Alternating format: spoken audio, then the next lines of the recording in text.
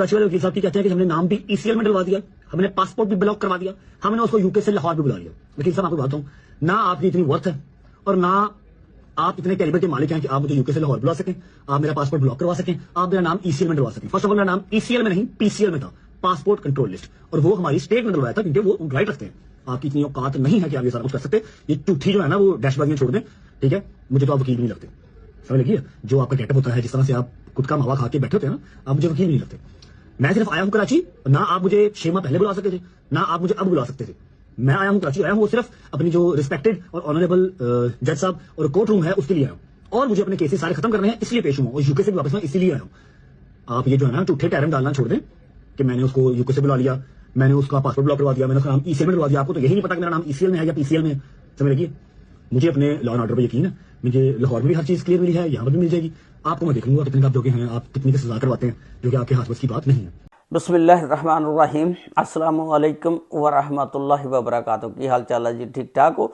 अज दे village दे विच मैं तुहाडे नाल एक इंतहाई अफसोसनाक वाक़या जिहड़ा 29 दसंबर नूं कराची सिटी कोर्ट दे विच पेश ਉਹਦੇ ਵਿੱਚ रजब भट्ट साहब पाकिस्तान के मशहूर यूट्यूबर ਜਿਹੜੇ अपनी तारीख ते जाते हैं तो उत्थे वकला बरादरी दे कुछ बंदे हुंदे ने जिन्हां ने उन्होंने फड़ के ते चंगा फैंटा लाया ते मारिया पिटिया ते नाल उन्हां दा दोस्त सी नदीम नानी वाला, उन्होंने भी दसदे ने कि चंगियां मारियां, क्योंकि वह जदों छड़ा रहा सी, जदों वकला बरादरी उन्होंने मार रही सी रजब भट्ट नूं, उत्ते गिर गया ते उहदे भी दसदे ने कि चंगियां लगियां ने।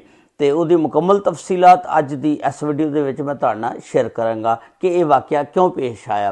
ये जिहड़ी तुसीं वीडियो शुरू दे विच वेखी आ, ये लफज सी वकला बरादरी कह रही आ कि इन्हें साडे उत्ते इल्ज़ाम तराशी कीती आ और सानू इन्हें कहा कि तुसीं कीड़े मकाड़े हो, तुसीं मेरा की कर सकते हो, तुसीं मेरा पासपोर्ट कैंसल नहीं करा सकते। यानी वकला बरादरी ने पहला क्या होएगा ना कि असी इनू मंगवाया बाहरों, क्योंकि इसका जोड़ा वीज़ा सी ना यह 9 दसंबर 2025 नूं पाकिस्तान आए सी, इसका वीज़ा कैंसल हो गया सी। तो उस तो बाद फिर वो वकीलों ने काफ़ी इहदे उत्ते अटैक किया। रियाज सोलंकी साहब ने वकील जिन्हां ने कराची दे विच इहदे उत्ते तौहीन मज़हब का परचा दर्ज कराया होया कि ये एक नमाज पढ़दियां होया वो मजाक को उड़ाया सी इन्हां ने उहदे उत्ते, तो फिर इन्हें आके फिर वीडियो बयान भी दिता सी रजब भट्ट ने, फिर उहदे माफ़ी भी मंगी सी। लेकिन रियाज सोलंकी साहब ने जिहड़े कराची दे इन्हें इहदे उत्ते एक FIR फिर परचा दर्ज कराया और फिर वो केस चल रहा सी। उस केस के सिलसिले दे विच 29 दसंबर नूं इस सिटी कोर्ट कराची दे विच पहुंचे सी और अदालत ने फिर 13 जनवरी तक इसकी जिहड़ी बेल जिहड़ी मंजूर कर लई आ। उत्थों जिस वेले निकलते हैं इन्हां दे नाल नदीम नानी वाला ते इन्हां दा वकील जिहड़ा मियाँ अली अशफाक जिहड़ा सुप्रीम कोर्ट का सब तो महंगा तरीन वकील आ, ते वह वकील एडा मसरूफ आदमी आ कि उहदे कोल तां टाइम ही नहीं हुंदा कि किसी दूसरे शहर दे विच जावे। लेकिन तुसीं देखो कि वह खुद गए रजब भट्ट दे नाल उत्थे जाके ते तारीख जिस वेले लैनी सी, पता लगा कि उत्थे वकला बरादरी जिहड़ी आ हड़ताल करके बैठी आ, उत्थे वकीलों की हड़ताल सी। उस तो बाद जिस वेले अदालत चों निकलते हैं इन्हां दे नाल इन्हां दे वकील अली अशफाक साहब और नदीम नानी वाला भी सी। जदों निकलते हैं देखते हैं कि सामने को 8-10 जने वकील जिहड़े खड़े हुंदे ने, जिस वेले निकलते हैं तो उन्होंने इन्हां दे उत्ते हमला करता, उत्थे तू मैं शुरू हो गई। और फिर एक वकील तुसीं देखिया होना जिन्हें दाढ़ी रखी मुछां, वो पिछों इनू मारदा कुटदा तो इहदे उत्ते जिस वेले हमला किया इनू चंगा उत्थे मारिया, इहदी शर्ट भी पाट गई तो इहदे चेहरे दे उत्ते जख्म भी आए ने। दसदे ने आ जबड़े ते भी सट लगी आ ते खून खान भी कहते निकल रहा। उस तो बाद नदीम नानी वाला जिहड़ा इहदा दोस्त सी बहुत गहरा, वो दसदे ने कि जदों वकीलों ने इनू ढा लिया तो इहदे उत्ते गिर गया तो वो वकील जिहड़े सी फिर इनू भी मारदे रहे। दसदे ने कि इन्हें बड़ी कुर्बानी दी अपने दोस्त की खातर और बड़ी मार खाधी। उस तो बाद फिर होर जिहड़े वकील ने नदीम नानी वाला दसदा कि इकट्ठे हो के आ गए, तकरीबन टोटल 30-40 वकील फिर उत्थे इकट्ठे हो गए। तो उन्हां वकीलों ने फिर इस तरह एक दूजे नूं विच ऐसे वकील भी सी जिहड़े छड़ांदे सी। तो फिर जिहड़ा इन्हां दा वकील सी मियाँ अली अशफाक, उन्हें ना फिर उस बंदे की चंगी यानी मंजी ठोकी, तुसी कह लो कि उन्होंने किया कि तू गलत किया, तुसी गलत वकील जिहड़े इस तरह के ने अच्छे वकीलों भी बदनाम करते हो। तो फिर उन्होंने चंगा समझाया, उन्हें कहा कि इन्हें सानू इस तरह के लफज कहे ने बारिश के कीड़े मकौड़े डड्डू वगैरह मौसमी इस तरह के कोई लफज कहे सी, जिसकी वजह के नाल असी इहदा यह बदला लिया और सानू गुस्सा सी। फिर मियाँ अली इशफाक साहब ने कहा कि अगर तुहाडे नाल उन्हें ज्यादती कीती सी ते तुसी जाके कोर्ट दे विच कोई परचा दर्ज करांदे, FIR दर्ज करांदे, उहदे उत्ते परचा कराओ। तो खैर फिर वो टुर पैंदा अगे। तो वाकई गल ठीक आ, अगर किसी को कोई किसी ते कोई मसला इशू आ तो वह FIR दर्ज करावे, केस चलेगा, आपे पता लग जू दुध दा दुध पानी दा पानी किहड़ा कसूरवार आ। लेकिन ये कोई तरीका नहीं हैगा जिहड़े चंद वकला हजरात ने और इस तरह का कदम उठाउण और लोगों को कानून इंसाफ मुहैया करने वाले जिहड़े अपने कानून नूं आपे ही हत्थ दे विच लै लैण, तां फिर ये गलत गल आ ना। तो अगर तुहानूं मसला आ तुसीं होर कोई तरीका अख्तियार करो, परचा FIR दर्ज करा दो।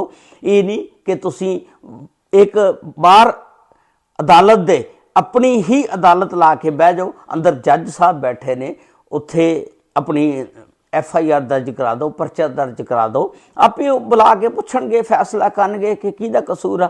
लेकिन इन्होंने ये बहुत गलत जिहड़े चंद वकला सी कीता कि उहदे विच आके सारे पाकिस्तान के वकला जिहड़े ने बदनाम हो रहे हैं।